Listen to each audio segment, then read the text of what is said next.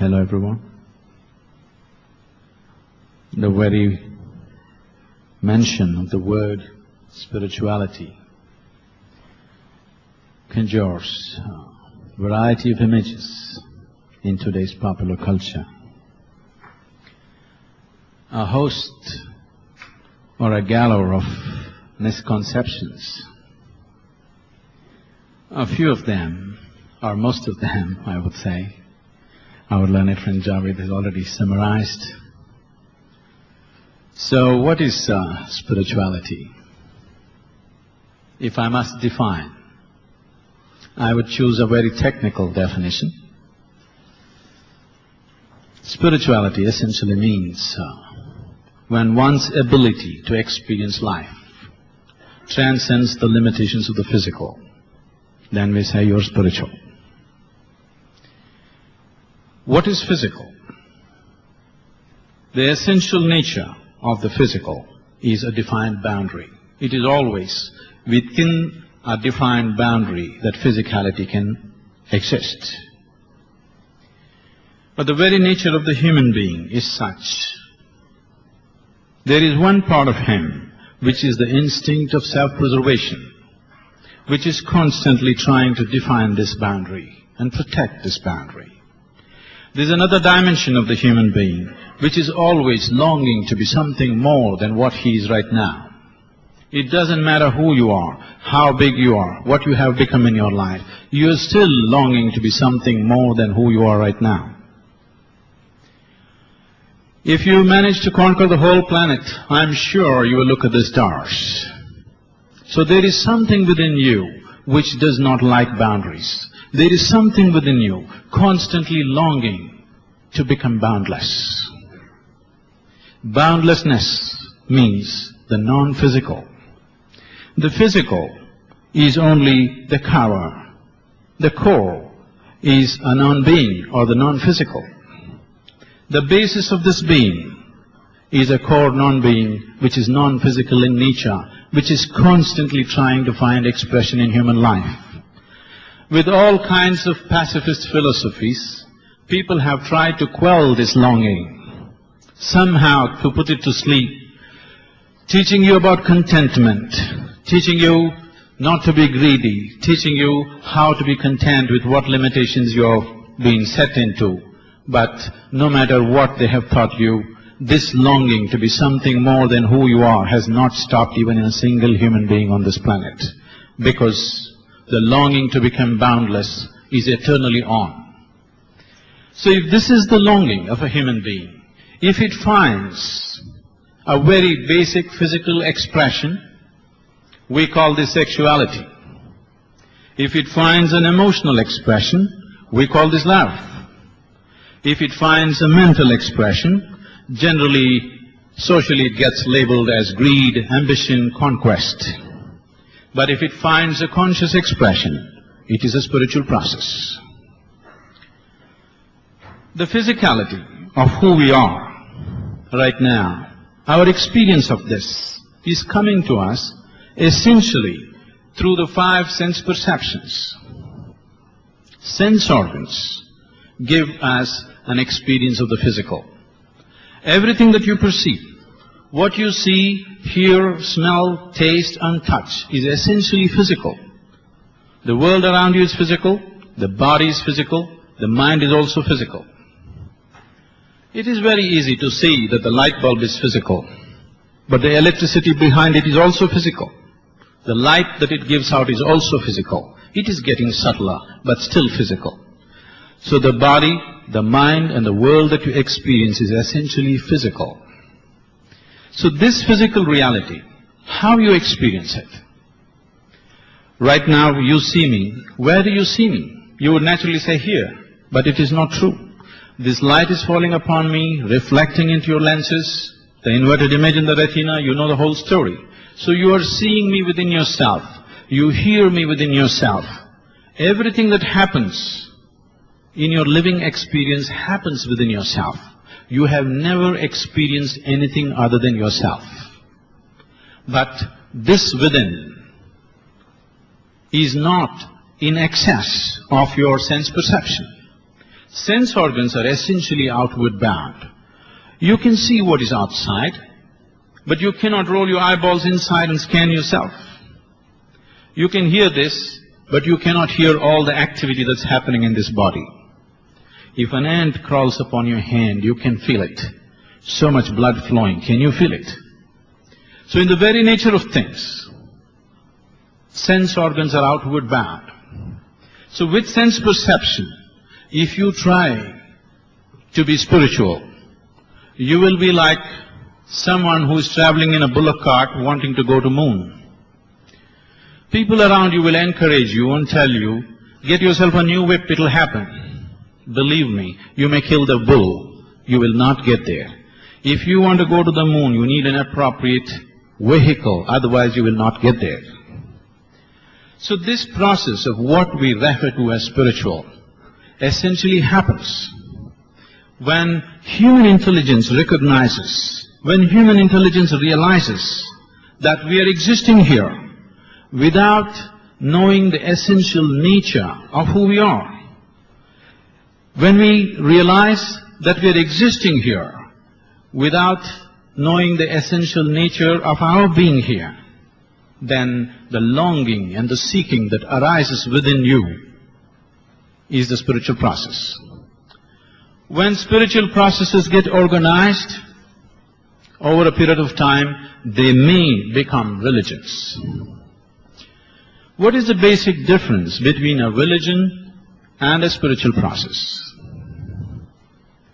A religion essentially is coming from a set of belief systems.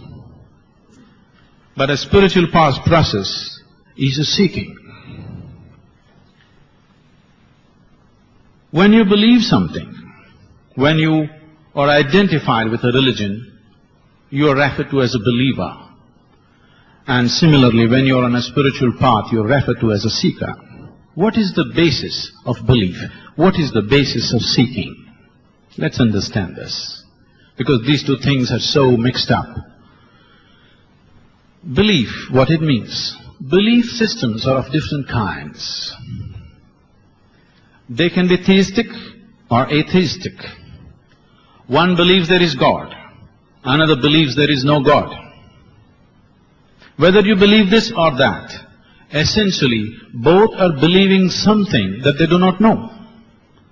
Essentially, belief system is coming from a basic problem that you are not sincere enough to admit that you do not know. I do not know is a tremendous possibility. If you destroy I do not know, you destroy all possibilities of knowing. I do not know is the basis of knowing. The moment you kill it with some kind of belief that is convenient for your social placement or your educational qualifications or whatever you're exposed to, then you're destroying all possibilities of knowing. These belief systems are arising because there is a certain convenience in this. The moment you believe something, you can go about with a certain level of confidence. Confidence without clarity is a disaster. What we need is clarity of life. What we need is clarity of perception as to how things are. The moment we have confidence without clarity, we are blundering idiots. We can see this happening all over the world. If I want to walk through this hall, if I have no clarity of vision, but I have great confidence, you know what I will do? I will be all over you. If I have clarity of vision, without touching a single person, I can pass through this hall. This is exactly what you're seeing in the world. Belief systems fire people up with a great sense of confidence. And this confidence without the necessary clarity is a huge disaster on this planet. We are continuously paying the price for this. And especially when leadership is made like this, the price is big. So what is the basis of seeking? If you want to seek something, first and foremost thing is you realize that you don't know. I do not know. When you see this, the longing to know arises, then the seeking follows. Then there is a possibility of knowing. There is a very beautiful story in the Buddhist lore.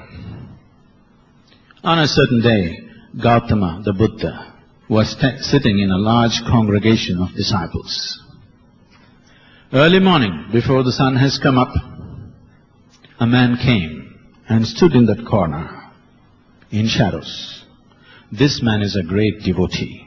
He is a devotee of Rama. He's not just been to temples, he has built temples. His whole life he spent saying only Ram, Ram, Ram. He took God seriously. Not like you. You do everything that's important to your life by yourself and you keep God as an insurance. Just in case, if something goes wrong, I have also paid my premium. But this man took God seriously. He made it his life. Full-time God. He went Ram, Ram, Ram. Age is passing away, little doubt has come. Suppose there is no God. My whole life will go waste. He knows there is God, just a little doubt. So now there is an enlightened being here, he wants to confirm. So he came and stood in the shadows and asked this inevitable question, is there God? Gautama looked at him and gave a clear, emphatic no. This large group of disciples, one big relief, woof, because this struggle is going on in their mind all the time. Is there God? No God. Is there God? No God. Whenever they ask such questions, Gautama becomes silent. For the first time, he gave a clear answer, no God. The message spread. The enlightened one has declared, there is no God. Joy spread. Celebration happened. Just imagine the freedom. Nobody keeping accounts as to what you're doing to torture you in hell or reward you in heaven. Life is completely yours. Joy spread, celebrations happened through the day. Evening, another man came. This man is a Charvaka. Charvakas are out and out materialists. They don't believe anything other than what they see. This is the only country, this is the only culture where there are missionaries of God and missionaries of no God, both of them going about doing their work vehemently without any problem about their life being in danger. Even today in South India, it's a very active culture. Missionaries of no God are very, very active. Village to village they go, proving to people how there is no God. So this man is an expert Charvaka. It doesn't matter what kind of a believer you are. If you spend 10 minutes with him, he'll prove to you there is no God. For thousands of people, he proved there is no God. Age is passing away. Little doubt has come. Suppose there is God. When I go there, will he leave me? All these believers say that he has all kind of torture equipment up there. He wants to confirm. He knows there is no God. He can prove to you there is no God. Just a little doubt. So evening, after the sun has set, he came. He stood in the corner and asked the same inevitable question, is there God? Gautama looked at the man and said, yes. Once again the disciples went into turmoil. Morning he said, no God. They were all absolutely happy. Evening he says, there is God. What's the gain? Whether you believe there is God, whether you believe there is no God, there is no difference. Do you know for sure? Have you strived to know in some way? Whatever ideas of God we have are essentially cultural. Some time ago I happened to be in Nashville and I was just telling them a joke. And in the joke I referred to God as Him. Immediately a few ladies stood up and said, do you believe God is a man? I said, I know where this is going. I said, please, I was only telling you a joke. Said, it doesn't matter. You said Him. Do you believe God is a man? These problems exist only in those cultures. Here we have no such problems. We have a man God, we have a woman God, we have a cow God, we have a monkey God, we have a snake God, crawling ones, creeping ones, flying ones, because we foresaw all the problems that may arise in future. It's a very wise culture. Now, the question is just this: how did we arrive at these belief systems? Now, spirituality is not about scriptures. Spirituality is not about some God up there. Spirituality is not about looking up or down or around. It is about looking inward. What do I mean by inward? When I say inward, I am not talking about introspection, contemplation, nor dissection. Because all these things are limited to either body or to the mind. This body and mind, how did you get them? When you were born, you were so small. Now you have become as much as you have become. How? This is just an accumulation. An accumulation of breakfast, lunch and dinner. I'm just leaving out the snack and dessert out of politeness. This is just an accumulation of the food that we have eaten. This is just a heap of food. Or this is just a piece of earth right now prancing around like this. All this countless number of people who walked this planet before you and me came here. Where are they? Topsoil. This also will become topsoil unless somebody buries you real deep, fearing that you may rise from the dead. What you call as my mind is essentially a heap of impressions that you have gathered through the five senses.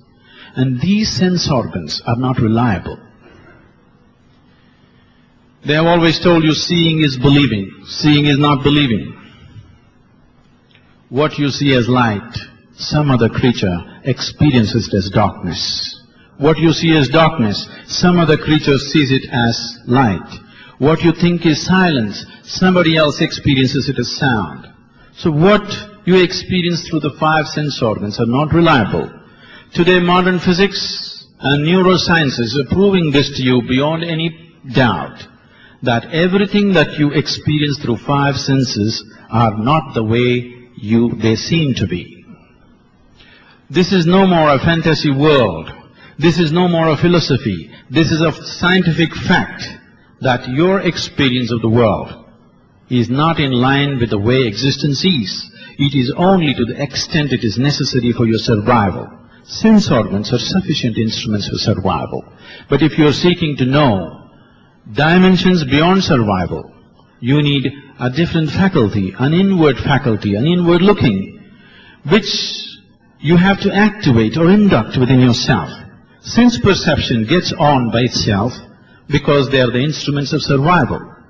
But if you want to have an inward perception, then you have to strive to activate it. Otherwise it doesn't happen by itself. Because of this, there are phenomenal amount of misconceptions and misuse. Because the nature of spiritual process is so subjective.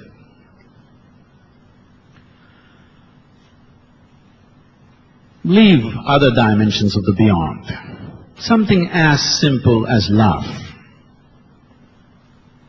Any number of human beings have felt love in their heart. But can you define it? What is it? Is it chemistry? Is it attachment? Is it lust? Or is it just one big hoax? What is it? Only the one who experiences it will know it. Others will not know it. So the subjective dimensions of life cannot be known by logical dissection. Your logical intellect is not instrument enough, not capable enough to perceive the non-physical dimensions of life. And assuming that whatever is not in my knowing or in my experience cannot exist is the crown of ignorance. The basic thing that has happened to this world is just this. Because people are unwilling to see that they do not know, they jump into convenient belief systems. One thing that is happening is, wherever you go, people are going on saying that you are made in the image of God.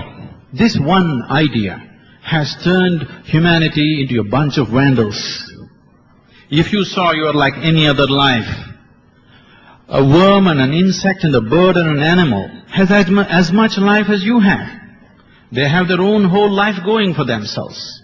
Just because we have a higher capability of managing things, somewhere we believe that we are in the image of the Creator. This has rendered humanity into a bunch of vandals. If only we saw we are just one more life on this planet, we would have walked gently. We wouldn't have walked so violently upon this planet. Today we have become this way. It doesn't matter what is given to us. We are capable of turning every boon into a curse. For the first time, this generation of people, we are the most comfortable generation ever on this planet. Never before another generation of people have known these kind of comforts and these kind of conveniences. Science and technology has rendered this to us. But can we claim that we are the most peaceful generation? Can we claim we are the most joyful generation? Can we claim that we are the most loving generation? Definitely not. In many ways, we are edging towards becoming the most neurotic generation on the planet. So whatever is a boon, we are capable of turning into a curse, because right now our whole experience of life is limited to the physical. Through the physical means, we are trying to become boundless, which is leading us to unbridled activity without realizing the impact of what we are doing. Now, in what way is spirituality relevant to leadership? When we say spirituality, one thing we need to understand is, it is not about love. It is not about humanity. It is not about ecological consciousness. It is not about any of those things. Those things you can do without any spirituality. With little sense in your head, you can do that. Spirituality means your experience of life has transcended the physical. Now, when I say the physical, transcended the physical. What, Rekha, what did you have for lunch? Huh? What? Just tell me one. Broccoli. So you eat a vegetable. Over the afternoon, this vegetable transforms itself into a human being. Yes? Yes or no? What you eat is becoming you, isn't it? So vegetable transforming into a human being. Your body is being created from within. The source of creation for this life is within itself. The very source of creation is within you. And the problem is, it is happening unconsciously.